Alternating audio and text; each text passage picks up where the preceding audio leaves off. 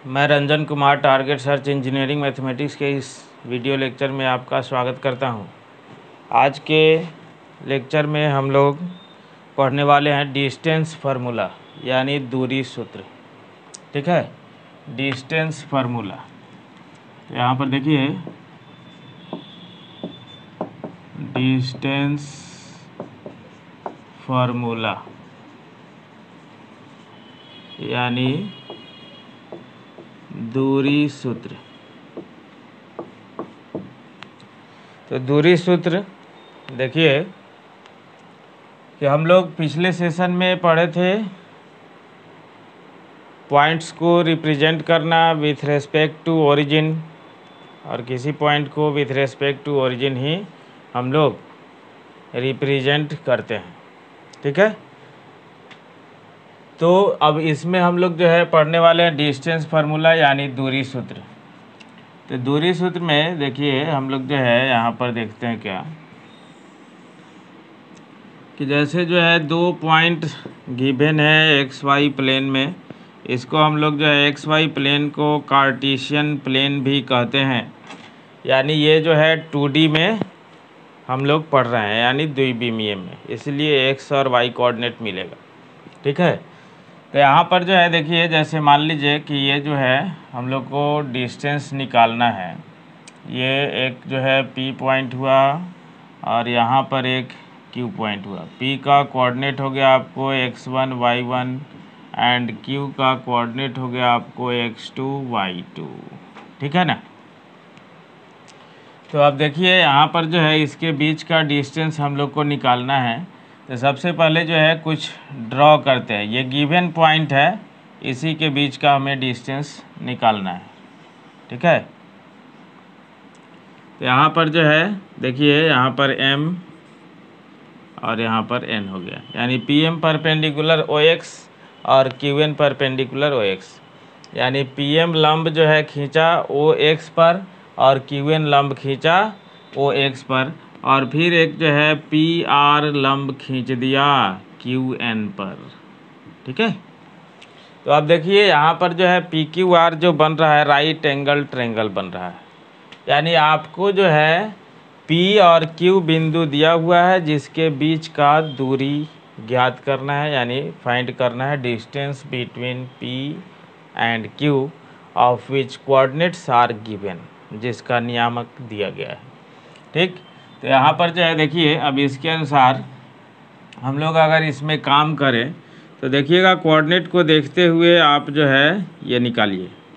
तो सबसे पहले जो है OM का लेंथ क्या होगा, तो जो P का x कोऑर्डिनेट है उसके इक्वल होगा। फिर जो है ON का लेंथ क्या होगा, तो फिर जो है Q का जो x कोऑर्डिनेट है उसके इक्वल होगा यानी x2। ठीक है, ये जो है यहाँ से यहाँ तक ये किसके इक्वल होगा, तो y1 के इक्वल, और ये यहाँ से यहाँ तक किसके इक्वल होगा, तो y2 के, यानी y कोऑर्डिनेट के। ठीक है, तो हमें जो है QR निकालना है, QR निकालना है जो कि यहाँ से यहाँ तक अगर है तो QR कैसे निकलेगा, तो QR जब निकालिएगा तो पूरा देखिए यानी जो है पूरा इसमें से अगर इसको सब्ट्रैक्ट कर दिया जाए, घटा दिया जाए, तब निकल जाएगा। तो RN जो है किसके इक्वल है, RN जो है y1 के इक्वल है जो कि PM के बराबर है, और पूरा QN जो है QN y2 के बराबर है, यानी ये लेंथ जो हो जाएगा y2 माइनस y1 हो जाएगा। ठीक है, और ये लेंथ जो है PR MN के इक्वल है। तो पूरा x2 में से x1 को सब्ट्रैक्ट करिएगा तब मिलेगा। ठीक है, तो यहाँ पर देखिए हम लोग जो है दूरी सूत्र का यूज करते हुए इसको हम लोग निकालते हैं, यानी दूरी सूत्र को ज्ञात करना है, दूरी सूत्र को ज्ञात करना है। तब देखिए ये जो है x एक्सिस पर का डिस्टेंस, y एक्सिस पर का डिस्टेंस से हम जो है x के पैरेलल डिस्टेंस को निकाल लिया, फिर y के पैरेलल डिस्टेंस को निकाल लिया। ठीक, तो यहाँ पर जो है फ्रॉम फिगर यानी चित्र से क्या करिएगा कि इन ट्रायंगल PQR, यानी जो है त्रिभुज PQR में, त्रिभुज PQR में, ठीक है, ऐसे लिखिएगा। तो त्रिभुज PQR में जब चलिएगा तो आपको जो है इसमें पाइथागोरस थ्योरम अप्लाई होगा, ठीक। तो पाइथागोरस थ्योरम जब अप्लाई हम लोग करेंगे तो देखिए फिगर से तो हमने निकाल ही लिया है कि PR जो है x2 माइनस x1 होगा और QR जो है y2 माइनस y1 होगा। फिर से ध्यान दीजिए एक बार कि ये पूरा x2 है और यहाँ से यहाँ तक x1 है, तो इसका मतलब है ये अगर निकालना है mn तो x2 में से x1 को हटा देंगे यानी घटा देंगे, और फिर जो है यहाँ से यहाँ तक y2 है और यहाँ से यहाँ तक Rn जो है y1 है, इसलिए जब इसको निकालना हुआ तो y2 में से y1 को घटा दिए। तो अब यहाँ पर जो है इन ट्रायंगल PQR आप जो है अप्लाई करिएगा कि PQ स्क्वायर इक्वल टू कितना, तो आपको जो है PR square plus QR square, ठीक है, PR square plus QR square, यानी क्या, तो PQ इक्वल टू जो है root under PR square plus QR square, ठीक है, यानी PQ इक्वल टू जो है रूट अंडर PR को आपने लिखा है, देखिए PR x2 माइनस x1 का होल स्क्वायर हो गया प्लस QR का मतलब y2 माइनस y1 का होल स्क्वायर। ये आपका जो है देखिए दूरी सूत्र हो गया, ये क्या हो गया, डिस्टेंस हो गया, किसके बीच का, तो दो दिए गए बिंदु के बीच का जो है दूरी निकल गया, ठीक है। अब इस तरह से देखिए इस पर जो है रिलेटेड कुछ अगर प्रॉब्लम हम लोग किया जाए, जैसे मान लीजिए कि एग्जांपल के तौर पर कि फाइंड द डिस्टेंस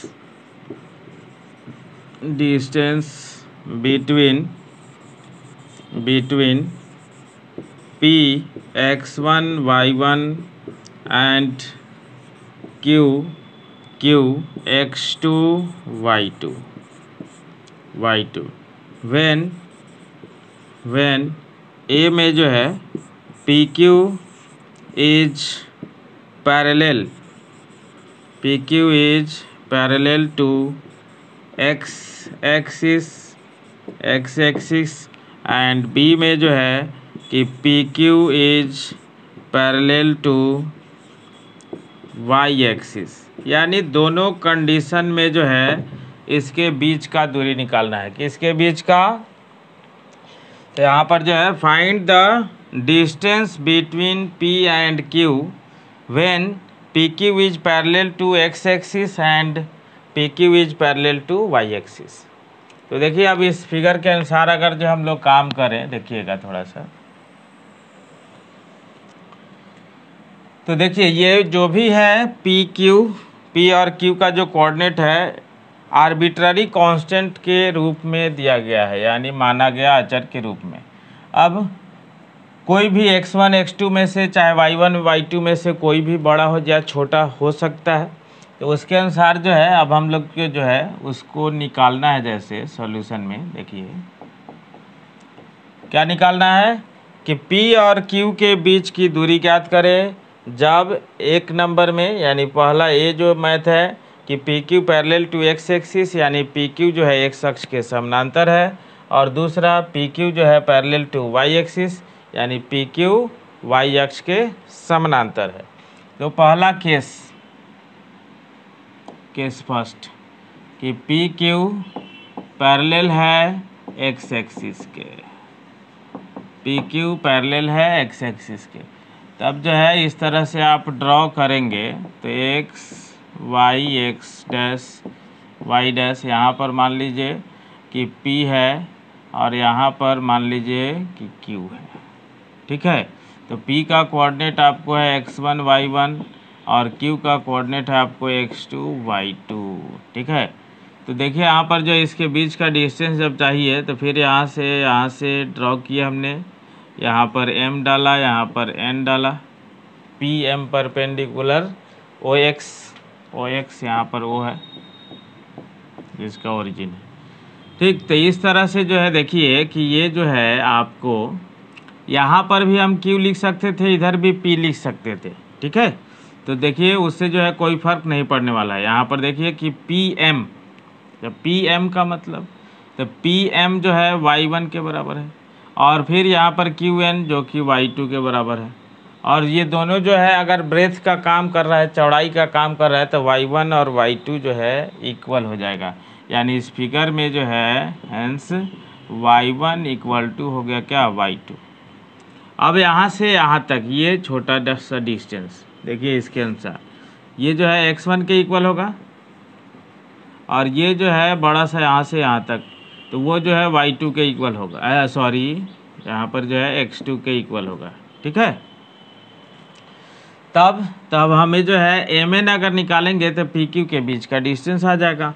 यानी जो है mn इक्वल टू जो है pq इक्वल टू जो है, अगर इस फिगर के अनुसार निकाला जाए तो हम लोग लिखेंगे क्या कि पूरा x2 में से x1 को सब्ट्रैक्ट करना। अब देखिए x1 और x2 में से कोई भी बड़ा हो सकता है, मे बी, क्योंकि यहाँ पूरा कंफर्म नहीं है, इसलिए कोई भी बड़ा हो सकता है। चूँकि जो है डिस्टेंस अब निगेटिव होता नहीं है, तो इसलिए मॉड लगा देंगे। अगर x2 बड़ा है, x1 छोटा है, तो x2 माइनस x1 तो पॉजिटिव आएगा ही। अगर हो सकता है x1 ही बड़ा हो, x2 छोटा हो, तो उस केस में x2 माइनस x1 तो निगेटिव आ जाएगा। बट मॉडुलस जो ऑलवेज पॉजिटिव होता है, और डिस्टेंस इज ऑलवेज पॉजिटिव, यानी दूरी भी हमेशा धनात्मक होती है। इसलिए ये जो है मॉडुलस का यूज आप कर दीजिए। ठीक है, अब जो है बी केस में, बी में ऐसे ही जो है आप जब काम करिएगा, तो बी में ऐसे ही जब काम करिएगा तो देखिए यहाँ पर जो है दूसरा केस क्या कह रहा है, x y x dash y dash.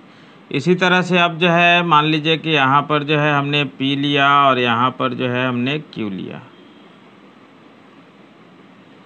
ठीक है, तो P का कोऑर्डिनेट है x1 y1, और फिर Q का कोऑर्डिनेट है x2 y2, ये आपका Q है।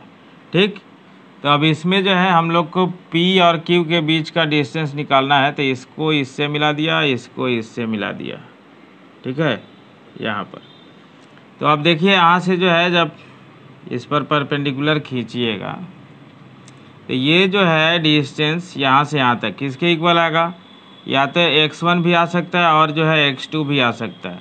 देख रहे हैं ना, क्योंकि इसका कोऑर्डिनेट भी x1 है, तो x1 भी हो सकता है, चाहे x2 भी हो सकता है। यानी कहने का मतलब क्या है कि x1 इक्वल टू x2 यहाँ पर आ गया, x1 इक्वल टू x2। और जबकि जो है ये डिस्टेंस देखिए यहाँ से यहाँ तक जब लीजिएगा आप, तो ये y1 है, और यहाँ से यहाँ तक अगर लिया जाए तो ये y2 है। तो ये डिस्टेंस आपको निकालना है, ये दूरी निकालनी है। तो इस दूरी को जब आपको ज्ञात करनी है, इस डिस्टेंस को जब फाइंड करना है, तो अब देखिए कि आपको जो है PQ यहाँ पर जो है मान लीजिए MN, यहाँ भी हम नाम दे ही देते हैं। तब जो है फिगर में जो है PQ यहाँ पर है Q। ठीक है, इस पॉइंट का नाम है, तो PQ जब निकालिएगा तो PQ जो होगा इक्वल टू MN के इक्वल होगा। और ये देखिए पूरा y1 में से y2 जाएगा, फिगर से दिख रहा है, पूरा y2 है, y1 है, और ये छोटा वाला y1 है, तब ये निकलेगा y1 में से y2 सब्ट्रैक्ट करके। अब ये आर्बिट्ररी कांस्टेंट के फॉर्म में फिर है, तो हमें डिस्टेंस निकालना है। डिस्टेंस कभी भी निगेटिव नहीं होता है, तो हो सकता है y2 ही छोटा हो जाए, बड़ा हो जाए, y1 छोटा हो जाए, तो उस केस में तो ये निगेटिव आने लगेगा। तो इसलिए हम लोग मॉडुलस लगा के लिखेंगे, क्योंकि ये आर्बिट्ररी कांस्टेंट के फॉर्म में है इसलिए। तो इस तरह से जो है दूसरा केस का आंसर ये आया, और पहला केस का आंसर ये आया। ठीक है, तो ये हो गया आपको जो है एक जो है इस पर एग्जाम्पल। अब देखिए इस प्रॉब्लम को कि a line is of length 10 units and one of its ends is -2, 3 यानी किसी रेखा की लंबाई 10 इकाई की है, and one of its ends, यानी इसके एक छोर बिंदु का नियामक दिया हुआ है इतना। If the ordinate of the other and is 9, यानी दूसरे जो बिंदु है, दूसरा जो छोर है उसका ऑर्डिनेट, ऑर्डिनेट का मतलब क्या, वाई कोऑर्डिनेट 9 है, तब जो है कह रहा है कि prove that the abscissa of the other and is 6 और -10। आई बात समझ में।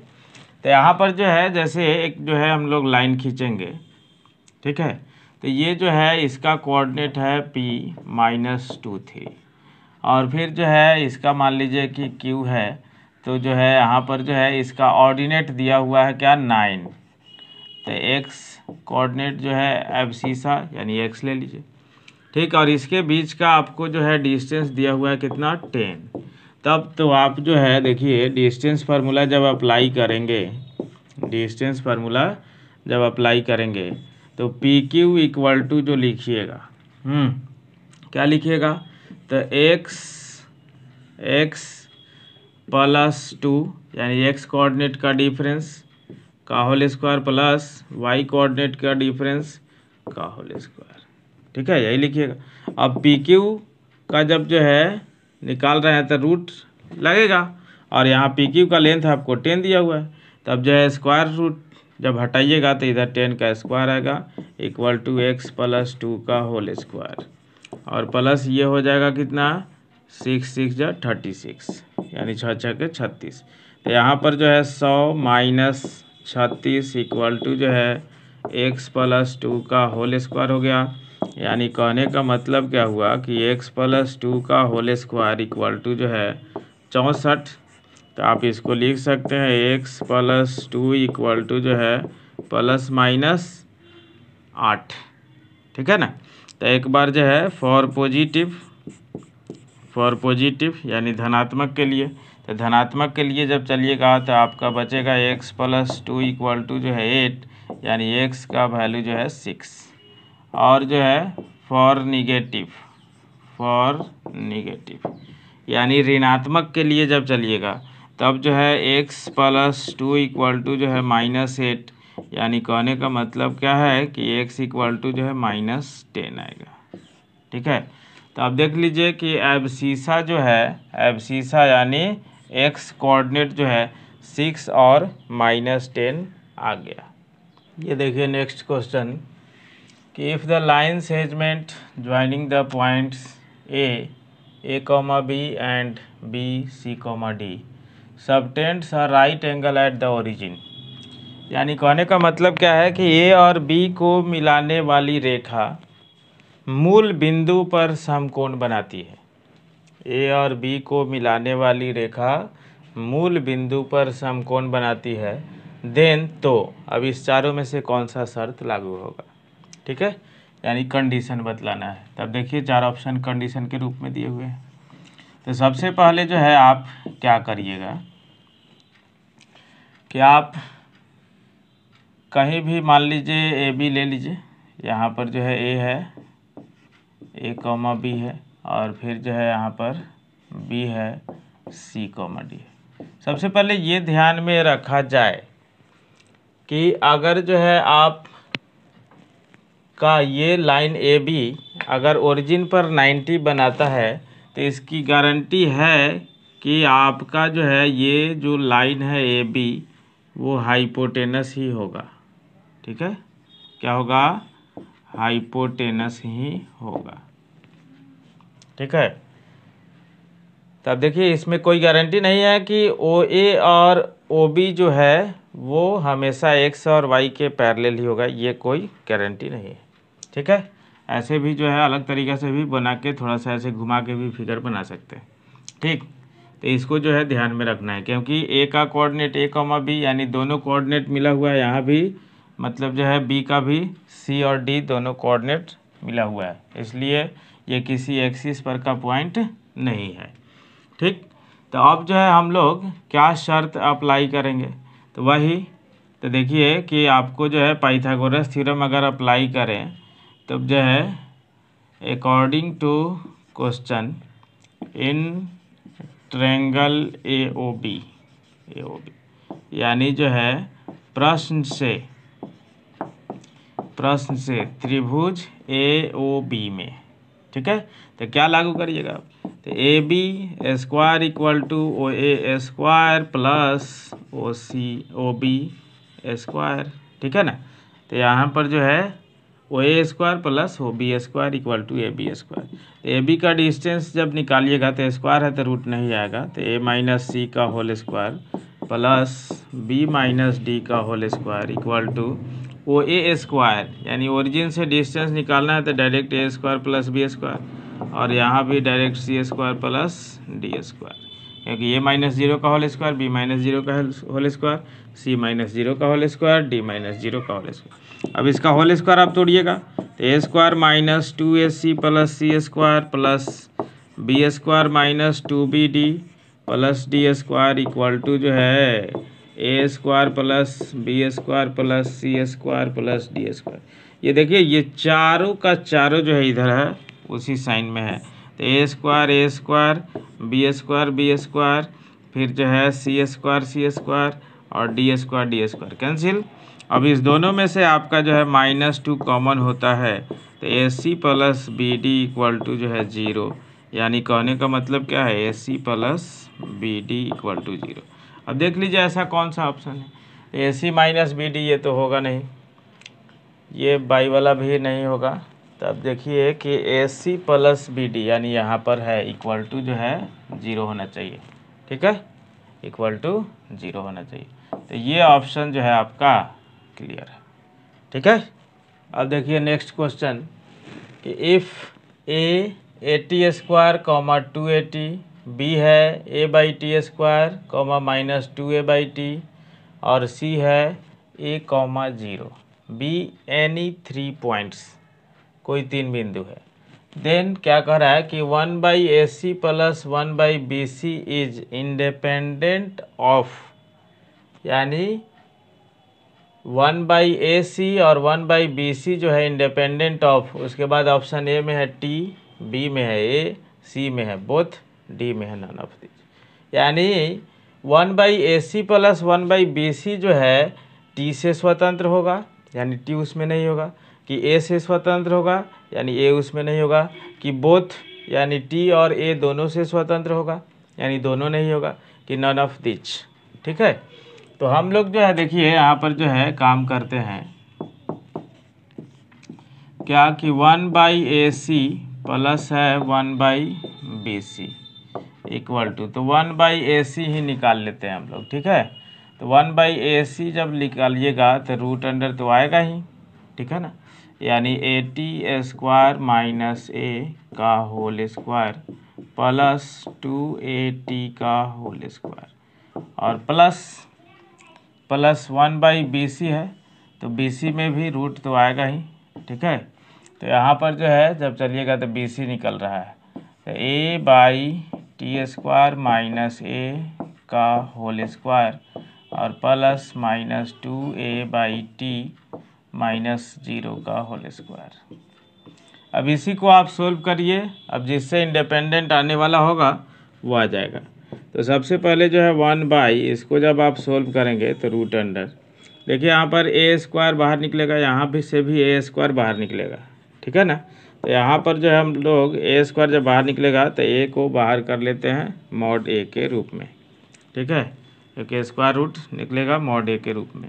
अब यहाँ से जो है T स्क्वायर माइनस 1, तो T स्क्वायर माइनस 1 का होल स्क्वायर और प्लस में यहाँ पर आ जाएगा 4T स्क्वायर, ठीक है, और प्लस यहाँ भी जब चलिएगा तो A स्क्वायर यहाँ भी बाहर होगा, यहाँ भी बाहर होगा, तो जब जो है तो यहाँ भी मॉड A आ जाएगा, तो इंटू रूट अंडर जो बचा आपको जो है 1/T स्क्वायर माइनस 1 यानी 1/T स्क्वायर माइनस 1 का जो है होल स्क्वायर और प्लस यहाँ पर से भी आएगा 4/T स्क्वायर, ठीक। अब जो है इसी को ढंग से आपको सोल्व करना है, ठीक है। तो 1/, देखिए मॉड A, अब इसको जो है ढंग से अगर सोल्व करिएगा आप तो देखिए क्या आएगा, T स्क्वायर का square minus 2t square plus 1 plus 4t square. यहाँ पर जब जो है हम लोग करेंगे तो इसका जो है देखिए कि प्लस आएगा 1/mod a और रूट अंडर जो है कितना, तो 1 minus T square by T square का होल स्क्वायर। तो एलसीएम लीजिएगा तो यहाँ से देखिए t⁴ हो जाएगा। अब यहाँ से होगा 1 minus 2t square plus t square का स्क्वायर प्लस यहाँ पर हो जाएगा 4t स्क्वायर, क्योंकि t⁴ एलसीएम होगा तो टी स्क्वायर से टी स्क्वायर कैंसिल होगा, टी स्क्वायर से मल्टीप्लाई होगा। ठीक है, तो ये t⁴ का स्क्वायर रूट होके ऊपर चला जाएगा। तो ऊपर जब चला जाएगा तो यहाँ पर देखिए आपको जो है हो गया 1/मॉडुलस a रूट अंडर जो है कितना, तो t⁴ plus 2t square plus 1 और यहाँ पर भी plus t square by mod a into root under कितना, तो 1 plus 2t square plus t square का स्क्वायर यानी t⁴। अब इसको थोड़ा सा ढंग से अगर आप सोल्व करें तो देखिए बहुत जल्दी जो है रिजल्ट आने वाला है। तो ऐसे एलसीएम तो सेम हो जा रहा है, तो एलसीएम जब सेम हो जा रहा है तो ऊपर वाला तो डायरेक्ट ऐड हो जाएगा बाई कितना, मॉडुलस a रूट अंडर जो है इसको देखिए एलसीएम जब सेम है तो ये जो है 1 प्लस टी स्क्वायर का होल स्क्वायर है। ठीक है, और यहाँ पर 1 प्लस टी स्क्वायर बाई में मॉडुलस a और इनटू कितना, तो आपको जो है 1 प्लस टी स्क्वायर, स्क्वायर से स्क्वायर रूट ख़त्म हो गया तो ये ख़त्म हो गया यानी 1/मॉडुलस a। इसी से क्लियर हो गया कि किससे अब इंडिपेंडेंट है आपका इसका जो है वैल्यू। तो देखिए उसमें क्या नहीं है, इसमें जो भी है a है t है, तो a और a तो है t नहीं है, यानी इंडिपेंडेंट ऑफ t, यानी t से स्वतंत्र हो गया। ठीक है।